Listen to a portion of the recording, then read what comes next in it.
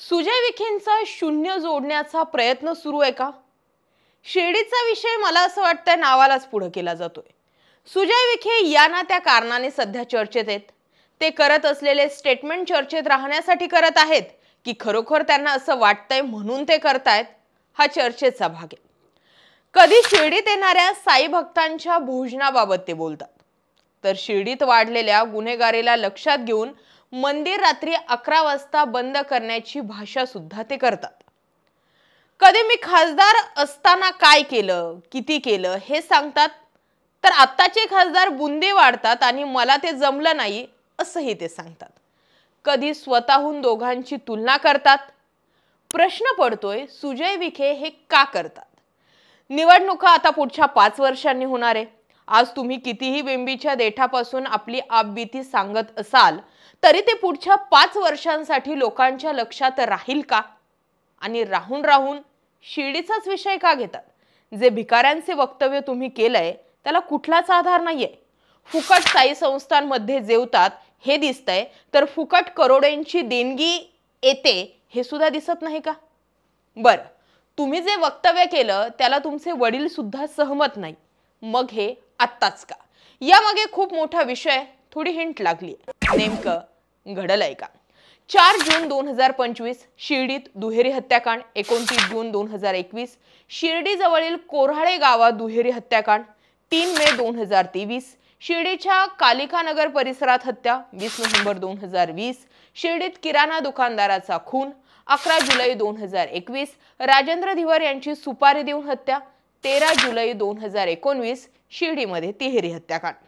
हे फक्त बातम्यांमध्ये छापून आलेले गुन्हे मी सांगितलेत आणि मागच्या 5 वर्षांमधले खून प्रकरण फक्त घेतलेत. यात चोरी, दरोडा, विनयभंग असे कोणतेही गुन्हे ऍड केलेले नाहीयेत. प्रश्न तयार होतो की मागच्या 5 वर्षांपासून आणि त्याही आधी शिर्डीमध्ये झालेला प्रत्येक खून हा साई संस्थांमध्ये जेवत असणाऱ्या भिकाऱ्यांनीच केला आहे का? हा प्रश्न आहे. शिर्डीत येणाऱ्या भाविकांची संख्या दिवसेंदिवस वाढते, मात्र ही परंपरा 2-4 वर्षांपासून नाहीये, तर कित्येक वर्षांपासून आहे. गुन्हे हे कित्येक वर्षांपासून शिर्डीत घडतात. मग आता शिर्डी रात्री 11 वाजेनंतर बंद करायचा निर्णय का? आता शिर्डीमध्ये येणाऱ्या भाविकांना, मी भाविकांना म्हणते, पण सुजय विखे म्हणतात तसे भिकाऱ्यांच्या जेवणावर बंदी का? शिर्डीच्या साईबाबांची जितकी महती आम्ही ऐकतो त्यानुसार त्यांनी झोळी घेऊन भिक्षा मागून आपले जीवन जगलंय. त्या साईबाबांना आज सोन्यानं मढवलं जातं आणि त्यांच्याच दरबारात जर कोणी मोफत जेवण करत असेल तर त्यावर हरकत का? राहिला विषय गुन्हेगारीचा, तर त्यासाठी पूर्ण महाराष्ट्रामध्ये होणाऱ्या खुनांना हे भिकारीच जबाबदार आहेत का? एक ना अनेक प्रश्न सुजय विखे यांनी उपस्थित केलेल्या मुद्द्यांमुळे तयार झालेत. प्रश्न तयार होतो, लोकसभा निवडणुकीनंतर सुजय विखे यांनी आपला ओरा बदलला होता.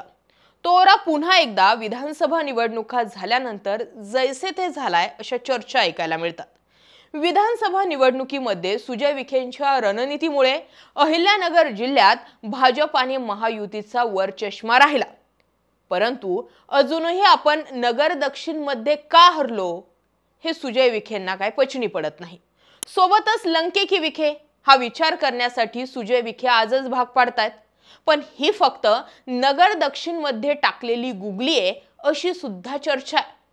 कारण म्हणजे पुढच्या 5 वर्षांनी होणाऱ्या लोकसभा आणि विधानसभा निवडणुका काहीशा वेगळ्या असतील. जवळपास सगळ्याच मतदारसंघांची पुनर्रचना होऊ शकते आणि त्यातल्या त्यात जे राखीव आहेत, म्हणजे थोडक्यात शिर्डी लोकसभा मतदारसंघ जो की आता अनुसूचित जातींसाठी राखीव आहे तो खुला होईल आणि सुजय विखे नगर उत्तरेत आपला जम बसवतील अशी चर्चा. पण 5 वर्ष जे नगर दक्षिण मध्ये सुजय विखेंनी पेरलंय ते सुजय विखे यांना वायाही जाऊ द्यायचं नाहीये आणि त्यामुळे अधूनमधून लंके की विखे या कोड्यात लोकांना विखे सातत्याने टाकतात. अर्थात निलेश लंके यांनाही हा 5 वर्षांचा टास्क सोपा नसणार आहे. सुजय विखे यांना पराभूत करत असताना निलेश लंके यांनी आश्वासनांचा भडीमार केलेला आहे. विखेंपेक्षा मी कसा योग्य आहे, मी कसा बरोबर आहे हे कमालीने तुम्ही पटवून दिलंय आणि आता तेच पुढच्या 5 वर्षांमध्ये तुम्हाला दाखवून द्यावं लागणार आहे. नाहीतर ही जनता आहे, वेळ काळ पाहत नाही. जो मूड बनेल तो खासदार निवडून देतात. त्यामुळे निलेश लंके यांना सुद्धा आपली पोझिशन टिकवून ठेवणं पुढच्या 5 वर्षांनी जड जाईल अशी ही चर्चा जी आहे ती ऐकायला मिळते. बरं, हे सगळं झालं एक राजकारणाचा भाग. आता सुजय विखे आपल्या एक समोर शून्य जोडत चाललेत. हे का म्हणते? कारण म्हणजे येणाऱ्या पुढच्या स्थानिक स्वराज संस्थांच्या निवडणुका.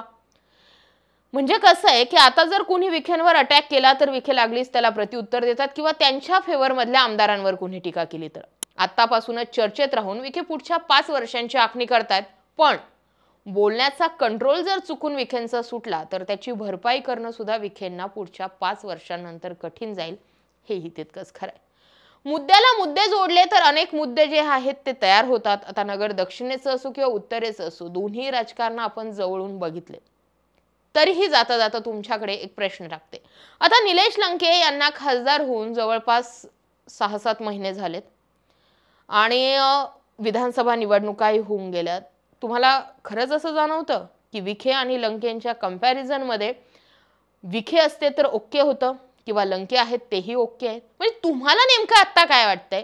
एक कमेंट सेक्शन मध्ये नक्की व्यक्त व्हा आणि शिर्डीबाबत जे सुजय विखेंनी स्टेटमेंट केलंय त्या स्टेटमेंटशी तुम्ही सहमत आहात का याबाबतही जरूर व्यक्त व्हा. जय महाराष्ट्र.